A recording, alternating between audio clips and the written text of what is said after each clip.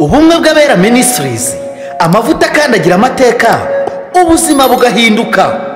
Mwiyerekwa ry'umushumba Rivera Ntambabazi Jean Baptista ubwo yasengaga Imana yamuhishuriye abantu benshi batsikamiye n'amateka mabi, imuha amavuta ngo genda uyasuke kuri bariya ubuzima buhinduke. Amavuta akandagira amateka, ubuzima bugahinduka. Sobanura baguteza amatwi ufite ya mikrofone cyangwa utanafite ko baguteza amatwi bakumva, iyo ro yerekana ko ari inzozi y'amahirwe mu kubaho kwawe yuko ari Imana igiye gukora. Umwana yarayirose, umugore yarayirose, umugabo yarayirose, uwayirose wese akakubwira iyo nzozi nawe ukaba warayirose, menya ngo hari bamwe no gukora inzozi ukaba warakoze izo nzozi, menya neza ko nta kibazo gihari, yuko iminsi y'imbere yawe igiye kuba myiza kurutaho ibirenze uko wabitekerezaga. Ushobora kubagaza imbere y'abantu bakomeye se, aboroheje, abamwiganye, mbega umeze nka chef, ariko abantu bategereje kumva icyo ugiye kubabwira. Ni inzozi zisobanura ko ugiye gutera imbere mu buzima no kubaho mu buryo budasanzwe. Imana ikwishimire, erekana ko ufite amahirwe mu buzima bwawe. Kurota urimo hanura kandi utigeze umuhanuzi kuva wabaho, ukaruta urimo ubwira abantu ubutumwa uvuga mu ndimi uhanura, birya bintu bisobanura ngo utangiye kugira umwuka wo kudomina abadayimoni bose baguhagurukiraga.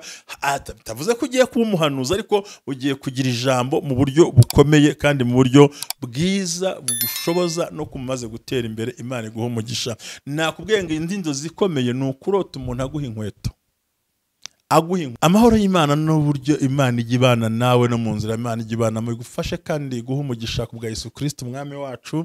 Uyu munsi wa none rero turagikomeje kuganira, twari twabonye ejo inkingi enye zerekana ubuzima bw'umuntu agomba kubaho.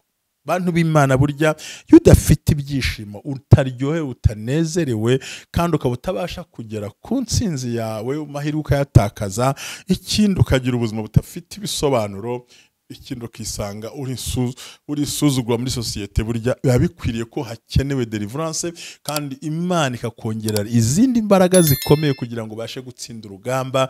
Kandi nongere kubashimira twanye masengesho mwarakoze. Rero uyu munsi wa none data wa twese kugeza kandi agufashe, ni ku munsi wa gatatu turimo turaganira ku magambo y'Imana meza akomeza ubuzima bwawe kugira ngo data wa twese akuyobore. Bivuze rero ngo kugira ngo umenye neza ko wabohotse cyangwa winjiye mu kubohoka bihagije, nuko uzasanga izi 4 pillars cyangwa se 4 goals ziri ku buzima bwawe. Inkingi enye: umunezero n'ibyishimo, umuntu w'imbere agasa n'uw'inyuma, hanyuma ukagera ku kintu utavunitse, ubundi cyangwa ukakigeraho mukagira amahirwe kukigeraho. Kuvunika byo ni ngombwa, tuziyuha kuyadukore, ariko hari igihe usanga umuntu ahura na zo obstacle ku buryo buri gihe kugera aho yifuza bimugora. Ikindi cyanyuma, kuba ubuzima budafite igisobanuro. Ndakwifuriza ko wumva kubaho hari impamvu yo kubaho kandi kumvura yikeneye, hanyuma no kuri wa muntu ukenewe, umuntu uri muri societe kandi ushobora gukora ibintu byose Imana ikamurengera. Rero Imana iguhe umugisha.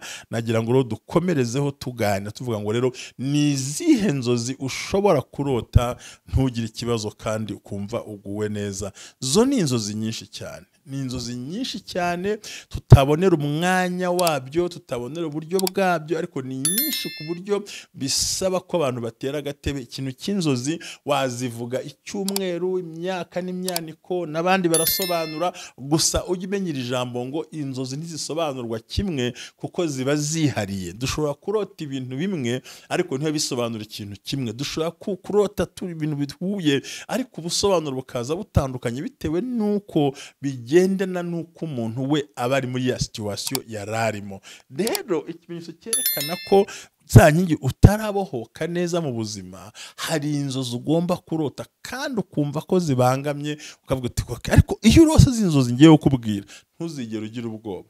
Icyambere, kurota ubona urimo usoma igitabo, ukarota ubona wicaye urimo usoma igitabo, uzamenye neza yuko ni ikimenyetso cyerekana ko ahazaza hawe nta mudayimoni wahashobora. Ni ikimenyetso cyerekana ko ugiye kuva mu ntsinzwi winjira mu gutsinda. Ni ikimenyetso cyerekana ko ugiye kuva mu ngorane ujya ahantu hazima. Rero igitabo wasoma, yawe biriya byo nakarusho birumvikana of course, cyangwa igitabo runaka kinyamakuru, ariko ukirota mu nzozi, ukibona wowe ubwawe urimo usoma, abana be basoma, cyangwa umugabo asoma, cyangwa umugore asoma igitabo, cyangwa umubyeyi asoma igitabo, menya ngo ako kanya karandi rimwe racika, tubonye impinduka mu buzima. Yesu akugire neza kandi Imana iguhe umugisha. Nifuje ko umenya ngo ni izihe nzozi narota nkumva nta kibazo mfite. Urumva ko kurota uri mu ishuri ibyo ni ariko no kurota no urimo wigisha no gusoma igitabo ukisoma waba wicaye hehe yaba ari Bibiliya yaba ari icyo usoma yaba ari uko nako wicaye imbere y'ikoranabuhanga uri musoma igitabo bisobanura ko mu buzima bwawe inshuro wasenzemo nabo wasengeye nuko wabisengeye nuko bihagazemo nuko birimo nuko bigendamo biravuze ngo ni ikimenyetso simusiga kivuga ngo zambaraga zandwanyaga ubu ndazicogoje mu izina rya Yesu. Data wa twese akumpera umugisha kandi akomeza guhembura. Amahoro y'Imana abe muri wowe kandi urukundo rw'Imana rukuzure icyo wifuza cyose kigire mu buzima bwawe.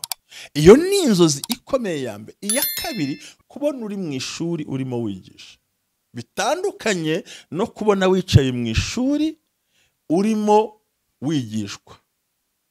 Noneho uhagaze mu ishuri urimo uratanga amasomo rimwe na rimwe utananize cyangwa wanize ukabona uri gusobanurira abanyeshuri bakwicaye imbere. Vuga ngo noneho ntukishubazwa ahubwo ugiye kwitwa ubaza abandi bantu. Biravuze ngo rwa rugamba warwanaga byabigeragazo wabanaga nabyo Imana irabihinduye igushyiraho systeme shyashya yo kubasha gusohoka muri ibyo bintu.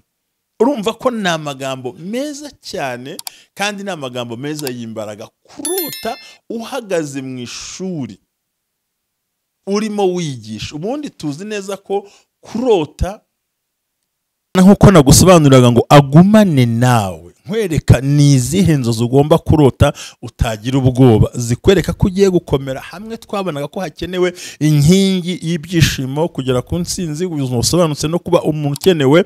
Nari nkubwiye ngo kubona uhagaze mu ishuri urimo wigisha abanyeshuri. Nari nabwiye mbere kubona usoma igitabo, noneho ntekereza ko kubona ndasubiramo kubona usoma igitabo, ikinyamakuru, ibindi bintu byose urimo usoma bigaragara neza ko cyangwa uri muri library cyangwa se muri biblioteka waba uri hose, bisobanura ko ari byiza ugiye kuza ku buzima bwawe kandi Imana ikaguhembura mu buryo bukomeye. Ikindi ugomba kumenya ko niba ubona uhagaze urimo wigisha, uri umwarimu wigisha nko nabisobanuye, uhagaze mu kigo cy'uko we wigishwa ubwo uri murigisha abandi bantu, menya ngo hari imigambi myiza y'Imana igiye kuza ku buzima bwawe no gutera imbere. Hanyuma ushobora kurota ntugire umutima uhangayitse, ntugire amarira, ntugire agahinda, ukavuga uti kweri koko Mana ngiye gusubizwa ibyo narasabye. Ni kurota ubona ufite ikiganiro imbere y'abantu, speech. Urimo uvuga abantu, urimo utanga ibitekerezo, uri kumwe n'abantu benshi babwira icyo ugambiriye, icyo ushaka kugeraho, icyo uzakora, uko bizagenda, kuzabigenza kose. Ibyo byose bikagaragara neza ko ari inzira nyayo ikwiriye yo kugira ngo Imana igukorere ibitangaza bidasanzwe. Aho rero birasaba zambaraga na bwa buryo, kandi bisaba ko Imana ikorera igitangaza kuko tuzi neza ko hari ibintu bigiye gukora bikagaragara muri ubwo buryo. Rero kurota uri imbere y'abantu, urimo ufite nka mikoro uvuga imbere y'iteraniro se, ubwiriza, wigisha se, uvuga ubutumwa cyangwa ugira abantu inama, utanga amahugurwa, menya ko ari inzozi zerekana ko aheza hawe hagiye kuba hazima mu rwego utateganyaga, utabitekerezagamo, kuko Imana igiye guhindura amateka n'ubuzima bwawe mu nzira zose. Ibyo rero ugomba kubyumva. Nubwo uhagaze imbere y'abantu bake cyangwa imbere ya famiye baguhaye ijambo urimo uvuga, gusa nubwo wicaye imbere y'abantu bato abari bo bose, noneho kubaciye imbere y'abanyabwenge, noneho ndetse abanyacyubahiro, ngo nawe ugiye kuba umunyacyubahiro, wakwicara mu bantu mu bacuruzi ugiye kuba umucuruzi. Niba ufite inzu yo gucuruza ushaka ucuruze, kuko warose uhagaze imbere uri kwaderesa, uri kuvuga, uri gusobanura, uri kubwira abantu ibikuri ku mutima, ibyo wifuza ko byakorwa nuko byakorwa n'inzira byabamo. Ibyo bikaba bisobanuro bikwigiza imbere mu isezerano kandi bituma ubasha kubona ibikwiriye mu nzira zikwiriye. So rero kurota uhagaze imbere y'abantu, cyane cyane urimo bwiriza imbere y'amakorari, imbere y'abantu benshi, usobanura ibintu biremereye, usobanura ibintu bigoranye, usobanura iby'ubwenge, usobanura ibintu biri hejuru, ibyo bisobanura neza na neza ko Imana iri kumwe, ikwereka ko mu minsi iri imbere ugiye kuba ukomeye. Niba ari imbere ya pasiteri ugiye kubwiriza, icy'ingenzi ni uko uhagarara imbere y'abantu ugasobanura ntibaguteze amatwi ufite ya mikrofone cyangwa utanafite ariko baguteze amatwi bakumva. Iyo rero yerekana ko ari inzozi y'amahirwe mu kubaho kwawe yuko hari Imana igiye gukora. Umwana yarayirose, umugore yarayirose, umugabo yarayirose, uwayirose wese akakubwira iyo nzozi nawe ukaba warayirose, menya ngo hari bamwe no gukora inzozi ukaba warakoze izo nzozi, menya neza ko nta kibazo gihari, yuko iminsi y'imbere yawe igiye kuba myiza kurutaho ibirenze uko wabitekerezaga. Ushobora kubagaza imbere y'abantu bakomeye se, aboroheje, abamwiganye, mbega umeze nka chef, ariko abantu bategereje kumva icyo ugiye kubabwira. Ni inzozi zisobanura ko ugiye gutera imbere mu buzima no kubaho mu buryo budasanzwe. Imana ikwishimire kandi Imana iguhe umugisha mwinshi cyane. Hanyuma rero namwe gufata ijambo, ikindi kubona uri ku kibuga cy'indege, kuba wuriye ku kibuga cy'indege cyangwa urimo wurira ugiye kugenda aho ugiye kwerekeza ariho hose, ukibona uhagaze aho hantu. Nagira mbabwire ngo musubiremo kubamenyere kugenda mu ndege. Yenda harababizi bazigenzemo, harabazigize nk'uko umuntu agenda mu cyumba agaruka asubira hanze ko bisanzwe. Hari n'abantu babitekereza bumva kugenda mu ndege ari inzozi batari bakabona. Ariko karoti uri ku kibuga cy'indege cyangwa karoti ugiye kurira indege, mbanze mbabwire ngo ingendo y'imodoka wayitekereza ukagenda, moto watebe ukagenda, ariko indege ntago wapfa kubitekereza gutyo ngo buracyo ugenda, ntago byanashoboka. Hari n'igihe utapfa kujyamo kuko nta na visa ufite. Urugendo rutegurwa ruri mu murongo.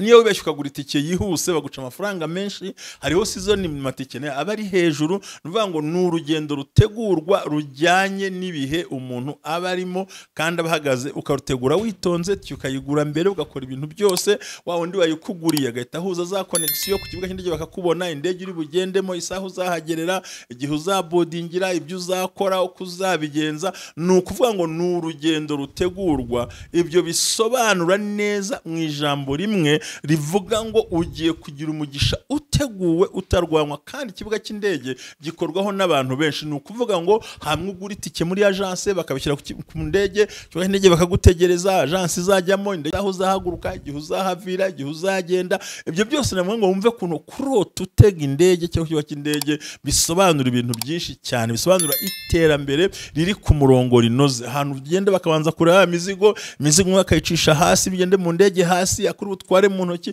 Mbega ibintu byose ugasanga bifite nimero, birahura ku buryo ugenda wicara, intebe bayiguhaye, ibyo uri bukore, aho uri buze kurya, ibyo baza kuguha, isaha uhagerera. Mbega ni ibintu biri programme byose, kandi wanageramo ukaba wubashywe. Nguko rero batagenda mu ndege mwayumvise. Hari naho ugera bakabanza kwicara ugategereza isaha yagera ukabona kujya muri ya ndege. Hari naho baguha imodoka kugeza kuri ya ndege n'ubundi. Nuvuga ngo ni urugendo ruteguye kandi nta kintu wongera kwishyura.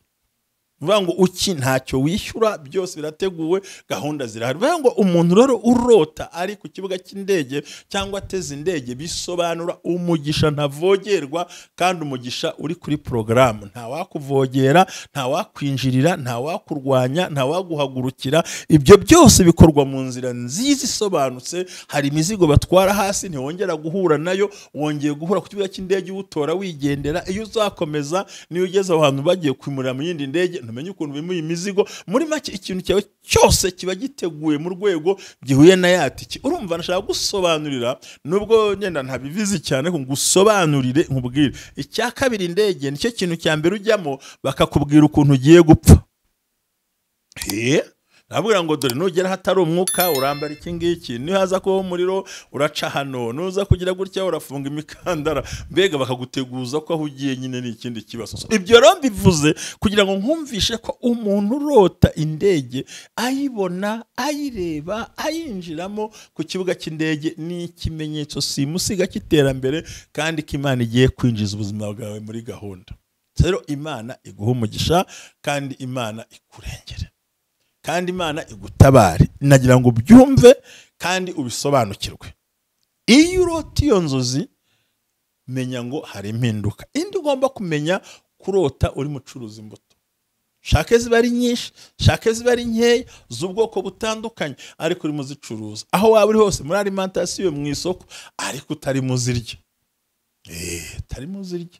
uzicuruza abantu bakunyura imbere abandi bagura abandi bakuhamagara mbega ukabona wibonye fiti mu kirundi mu gitango ni ivyamwa niba ari ivyamwa nyine mukabibona hari iyo mihwi hari iki imihwi ni imineke mu Rwanda ubwo babyuse bose nuvuga ngo ukibona uri mucuruza mandarine imicungwe macunga se n'ibindi byose indimu bayitarimawe mu Giswahili kenyewe ndi mu bucungu ntago ari cyo muri Tanzania ni limawe uri mucuruza ibyo bintu bijyanye n'izo mbuto bisobanura ngo nawe ubwawe ugiye ku imbuto zifite intungamubiri bisobanura ngo hari ibintu ugiye kwakira by'ubuzima bizana impinduka mu kubaho kwawe kandi ugashoboye gutera imbere kuko Imana igenda igushyigikira muri byose rero ugomba kumenya izo wacuruza zose upfa kuri muzicuruza kandi bikagenda neza Imana iguha umugisha ndimo ndakubwira ngo inzozi zerekana ko ufite amahirwe mu buzima bwawe kurota urimo hanura kandi utigeze umuhanuzi kuva wabaho ukaruta urimo ubwira abantu ubutumwa uvuga mu ndimi hanura birya bintu bisobanura ngo utangiye kugira umwuka wo kudomina abadayimoni bose baguhagurukiraga tavuze ko ugiye kuba umuhanuzi ariko ugiye kugira ijambo mu buryo bukomeye kandi mu buryo bwiza bugushoboza no kumaze gutera imbere Imana iguha umugisha nakubwiye ngo indi nzozi zikomeye ni ukurota umuntu aguha inkweto cyangwa agukuramo inkweto kwambika izindi aha turahajyana mu buryo bubiri hari kubona umuntu akwambika imyenda cyane cyane ikanzu atagukuyemo iyo wari ufite inkweto ndaza nyuma nuvuga ngo umuntu akwambitse ikanzu ariko ntiyakuyemo ikuri inyuma yari iri imbere umuntu akwambitse ikoti ntagukuyemo iri kuri imbere birasobanura ngo bidakuye aho uri bidakuye aho uva Imana ihinduye amateka y'ubuzima bwawe siri purase niba ari kuri iyi kamera niba ari uguhinga niba ari ukorora icyo uzakora cyose biravuze ngo Imana igiye guhindurira amateka yawe utagombye kwimuka ikirere wari urimo ariko naramuvuga ngo kuramo iyo myenda bakayikwambura icyambere ntago aricyo bisobanuye ni ukuvuga ngo agiye guhisha isoni zawe kuko wari ugiye kumwara hirya no hino babanje kukwambura umwenda ugasigara wambaye ubusa wakwambara imparti yo hasi cyangwa iyo hejuru wambaye ubusa ariko undi mwenda urenzaho bisobanuye ngo wari ugiye kumwara Imana igiye gutabara noneho rero inkweto ziratandukanye nuvuga ngo ubonye umuntu aguha inkweto ngo wambare azi kugurira cyangwa ishyashya niki bisobanura ngo amateka yawe arahindutse wa wundi wakurwanyaga hari cyo agiye guhindura kaba byiza cyane iyo uzambitswe n'uwakurwanyaga iyo uzambitswe n'uwakugambaniraga iyo uzambitswe n'umuntu utagukundaga nyoko bukwe so bukwe bene wanyu baramukaze bose iyo uruzi bazikwambitse bazikuzana nubwo utazi bakazizana biravuze ngo ugiye kugira ijambo kuri bo ku buryo umuntu wese wumvaga agiye kugugamba atazashobora ahubwo wowe ugiye kubadomina ukajya hejuru yabo ukabasha kugwiza imbaraga zo gutsinda urwo rugamba no kugira ngo byose bigende neza ayo rero niyo magambo ukwiye kumenya no guhagararaho nuvuga ngo nuramuka urose umuyobozi akwambika inkweto ukabona ni wa muyobozi ukomeye mvuga hano ku isi wari wese mwabona nawe idini ubundi kuyobora mu rugo niki ukabona we ngo akira inkweto zaba sandari zaba kamambiri zaba iki ari ukabona kuzanira inkweto kimwe n'umuntu kuzanira baga yawe umuntu kuzanira igikapu cyawe sakamese ishakoshi yawe urufunguzo by'imodoka akazana ikintu cyawe bisobanura ngo icyo wari waratakaje kigiye kugaruka kije kihuse rero ni inzozi nziza yuzirose ugomba kunezera ugashima Imana kandi mugakunde guturira ibintu bibi mugakunde gutangira ibitambo ibintu bibi ahubwo nicyo kiza giturira ugitambira uti mwami ndagushimiye ko nkwemwe gunyanye mu rundi kubona nakugara za bag zawe sakoshi yawe se yabasakame ikintu cyose umva wari birasobanura ngo hari ibyo watakaje umwuka w'Imana ari magarura ni inzozi nziza rero umuntu agara kumva arishimye cyane cyane nabwo iramutse ubonye ya baga kagasakame rwa rufunguzo rw'imodoka bya bitabo byawe bya kera bizanywe n'umuntu mu nzozi usanzwe uziho katajya kuzirikana mu mutima burya ntawe uyoberwa umwanga ahubwo uyoberwa icyo azakoresha urwango amufitiye nta n'uyoberwa umwiba ahubwo uyoberwa yamwishe mubwize ukuri mbisubiremo ntawe uyoberwa umwanga ahubwo wibaza ngo urwo rwango rufite iyihe ntego agambiriye iki gusa ukwanga wese abashaka kukwica amategeko yo mu Rwanda ntatuma kwica nta gihugu atuma kwica ariko akwica nabi yica hazaza hawe arakugambanira avuga ubugambo butari bwo, ariko nakugira inama ngo jya ureka bavuge wowe ukore gusa, wicecekere uko amagambo n'imiyaga iri aho ngaho. So rero kubona umuntu akuzaniye icyo gikapu, azanye ya telefone, azanye rwa rufunguzo rw'inzu, azanye ibintu byose, ni ikimenyetso cyerekana ko utangiye kugira imbaraga hejuru yabo, kandi Imana irimo ikurengera, kandi Imana irimo igutabara. Nihuta cyane no kurota none uhagararanye n'abayobozi b'igihugu, abitorero, abayobozi b'amashuri, abantu bakomeye muhagararanye, mukandi ukabona murimo muravugana, menya ngo nayo imiryango y'ijuru yakingutse ku buzima bwawe. Ariko nturamo kubona bicaye uri nk'ubigisha cyangwa se ubayoboye cyangwa ikintu mukora, avuga ngo ni umwuka cyubahiro ugiye kuza ku buzima bwawe ku rwego rwo hejuru, umuntu atabasha kuba yasobanukirwa ingene byakorwa nuko byamera. Amahoro y'Imana rero abane nawe, umugisha w'Imana umeze ugufashe muri byose. Ngizi inzozi ni zimwe mu zo tubabwira, ni nyinshi cyane ntabwo wazabirangiza. Nakubwira kubona wambara isaha, abantu benshi bazi ko isaha ari umurimbo, ariko mu buryo bwa gihanuzi no mu nzozi isaha ni igihe cyawe. Rero kubona umuntu agutwara isaha byo wagombye gusenga, kubona umuntu ayikwambika ayikuzaniye akayishyira mu kiganza cyawe, sobanukirwa neza ko n'igihe cyawe, ni igihe cy'umugisha, ni igihe cyo gutera imbere, ni igihe cyo kuzamuka, ni igihe cyo kugera kure, ni igihe cyo kwambara imbaraga, ni igihe cyo kurenga urwego wari urimo, ni igihe cyo kugera mu ntera iri hejuru cyane, ko ugeze mu gihe cyo gutabarwa, uvuye mu ntambara, uvuye mu matiku, uvuye mu byahugoraga, ugeze ku rwego rwiza rwo guhagarara Imana igakorana nawe. Data wa twese aguha umugisha, kandi Imana ikwambike imbaraga mu byo ukora byose.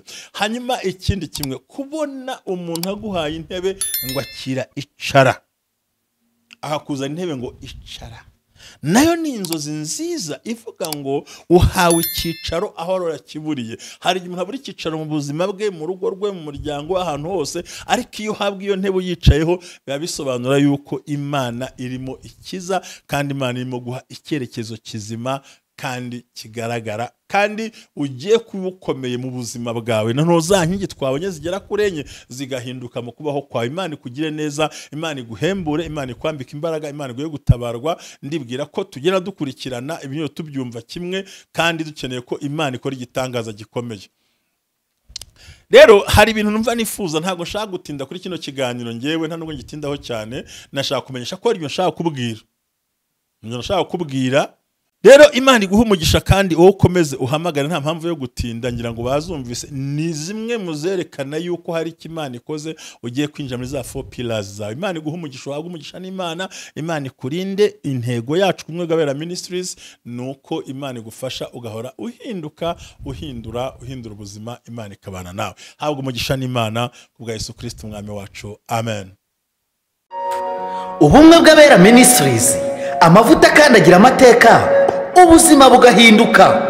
Mwiyerekwa ry'umushumba Rivera Ntambabazi Jean Baptista, ubwo yasengaga Imana yamuhishuriye abantu benshi batsikamiwe n'amateka mabi, imuha amavuta ngo genda uyasuke kuri bariya, ubuzima buhinduke. Amavuta kandi agira amateka, ubuzima bugahinduka.